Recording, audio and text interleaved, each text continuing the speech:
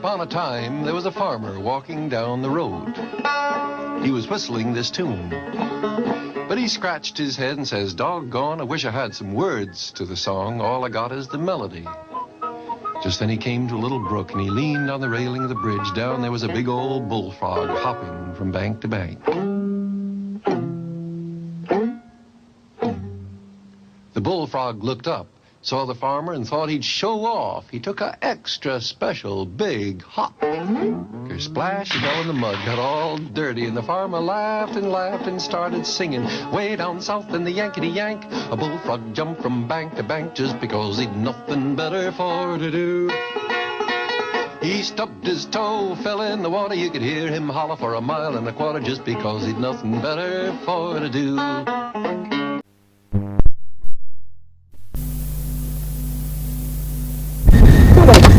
Hi ho, Guttridge here. Thought I'd jump in the car and take a trip to the country. See what accounting procedures these graziers use.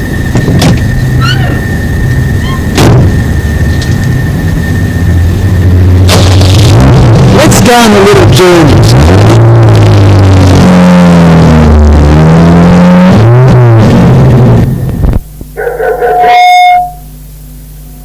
Well, here we are on the homestead. Doesn't seem to be anybody about.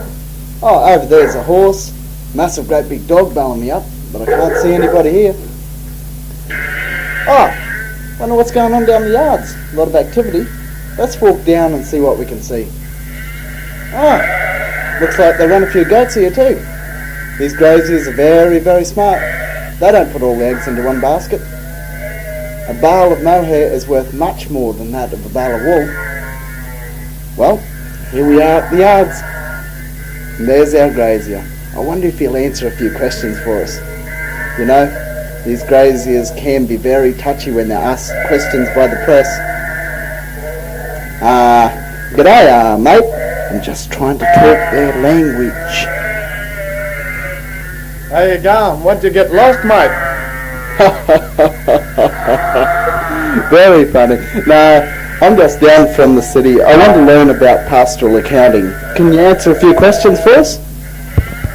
Haven't got time to muck around, but I suppose you can tag along and see what you can see.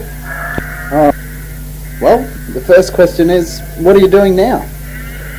Well, this is called land marking. Here we cut the tails off to reduce the chances of fly strike, which is when blowflies get into the wrinkles and dags around the crutch area. They lay eggs which turn into these maggots, and they slowly eat the sheep alive.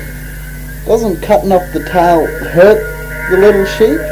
Ooh, it hurts them a lot bloody more to get eaten alive by those maggots, mate. Oh yeah? And what's your ringer doing? Well, he picks them up out of that land marking yard and throws them in the cradles there where he can get puts a registered property mark on them, and then he puts a different coloured year tag in them. Like this year it's a red one, last year it was a yellow one. And what's your Jillaroo doing? The lazy bloody wench. She's supposed to be keeping count of the tails. Why? Because she's in charge of the books. And from the number of tails she can record our number of lambs marked in our natural increase book. Oh, is that very important? My fair code it is. We want to know how many sheep we run and which mob and paddock produce the best lambing percentage, don't we? Ah, very interesting. Well, let's go down to the shed and finish these few bloody stragglers. How come you're shearing these few now? These are going to be our killers for the next few weeks. How many do you reckon you eat a week?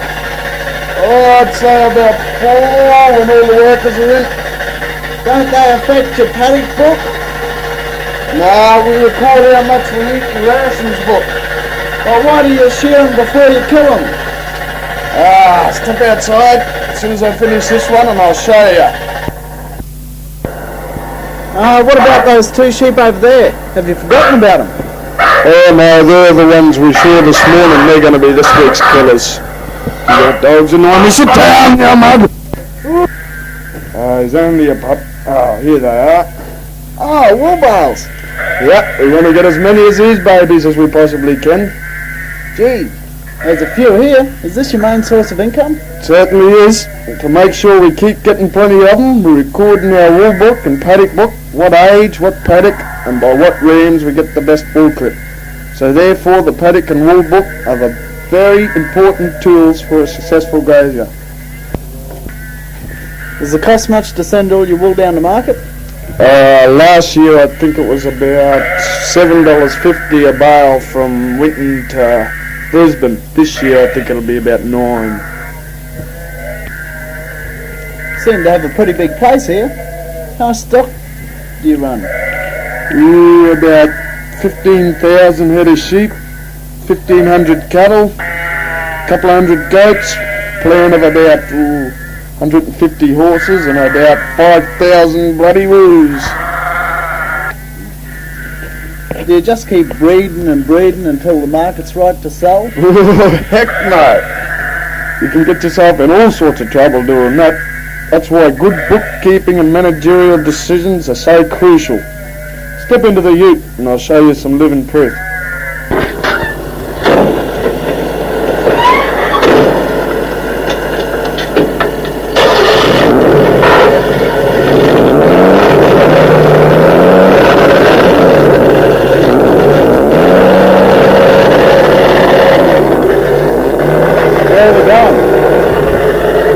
Next door neighbour's place. Won't take long, it's only about 30 miles. Oh, look over there. It's a couple of roos. Do they cause you much hassle? Yeah, they're a bit of a bloody nuisance. Chewing the grass, going through the fence.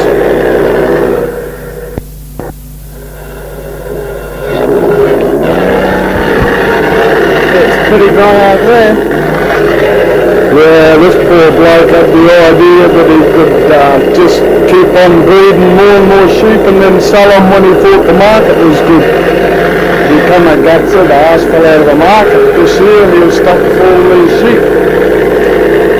Heavily overstocked, the place is run down, he's got no water. Look at him over there. That's the hand feeder how to select the breeders because that's all he can afford. So he's got something to start again with when these bloody drought breaks.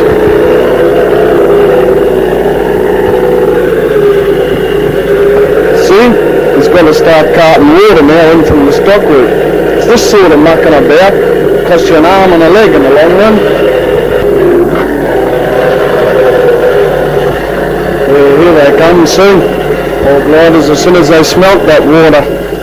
Go straight in and drink a full and then walk another 7 miles to the nearest patch of feed.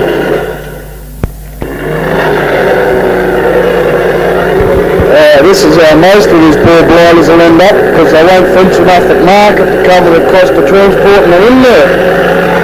Sad and sorry side, isn't it? Well, it's a tough country, you know. Come on, we'll go and have a look at what the lads are up to at the yards.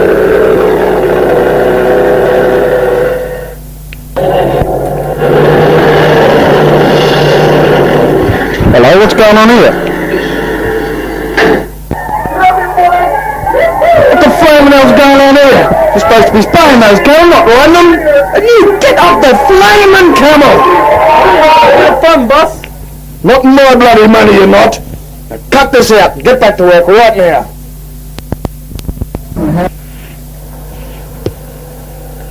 Lads letting off a bit of steam, were they? Yeah. We'll go down and see Stu. He's me stockman. He'll be working pretty hard, I suppose.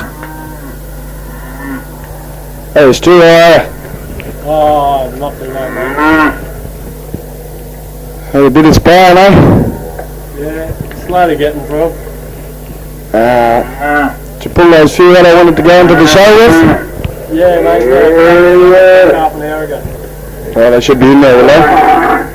By the way, what's spaying? That's where we,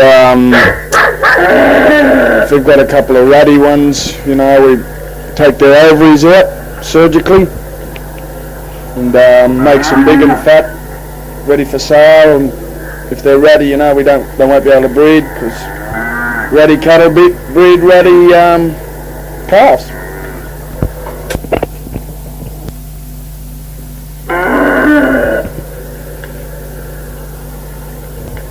Oh, well, we'll mosey on over and have a look at the cattle yards from up on this tank stand, eh?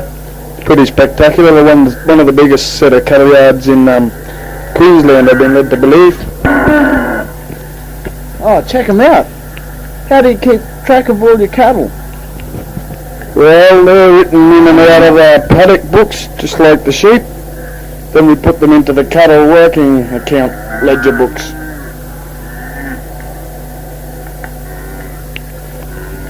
Well, we seem to have covered most aspects of accounting on the farm. Yeah, I think so. Well, I might get a lift into town with you. See how my shade cattle are coming along. And on the way I'll show you another two things we got going.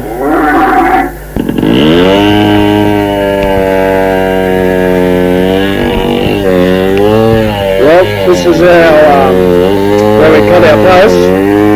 We don't make much money out of this. It's only for ourselves. We sell it to our neighbours. I said we don't make any money, so we don't write them up in our books. Otherwise we'd have to pay a lot of tax and it wouldn't be very feasible. It's just a couple of lives starting the idea off. Make themselves a few extra bob here and there. Here she goes. Back out the road, Guthrie. Well, come on then, we'll go. We'll show you these horses on the way in.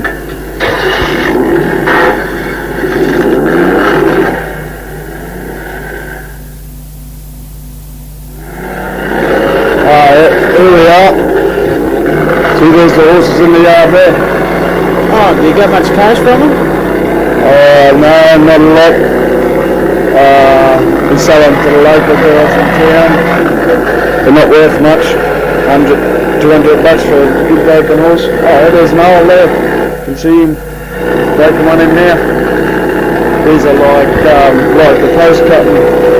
We don't make much money, so we don't write it up. So we don't pay tax, but don't tell anyone. You can count on me. You can't count on the students. Well, just drop us off at the house, I'll get some clothes and we can get us a lift into the town. Okay.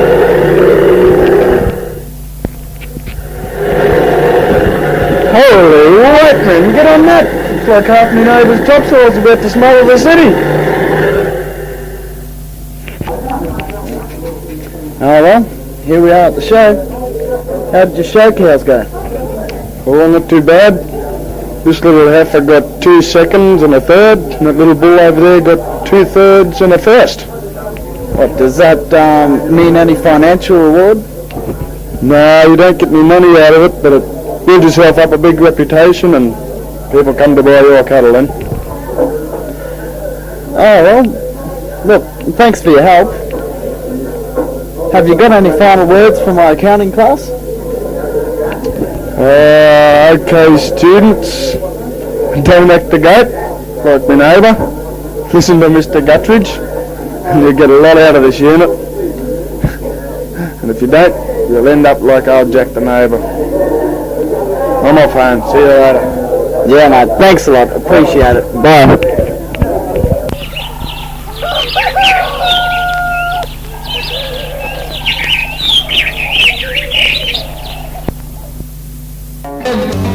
Next day they went out to try and find the frog. They looked high, they looked low, strawberry pop bottles and soda crackers in all directions, but no frog. So all there is left of the frog is the song. We might as well sing her once again. Away down south in the Yankety-Yank, a bullfrog jumped from bank to bank just because he'd nothing better for to do. Stubbed his toe, fell in the water, stubbed his toe, fell in the water. You could hear him holler for a mile and a quarter just because he'd nothing better for to do. There's lots of people just like that foolish frog of mine, get themselves in trouble just to pass the time, There's lots of people just like that foolish frog of mine, just because they've nothing better for to do.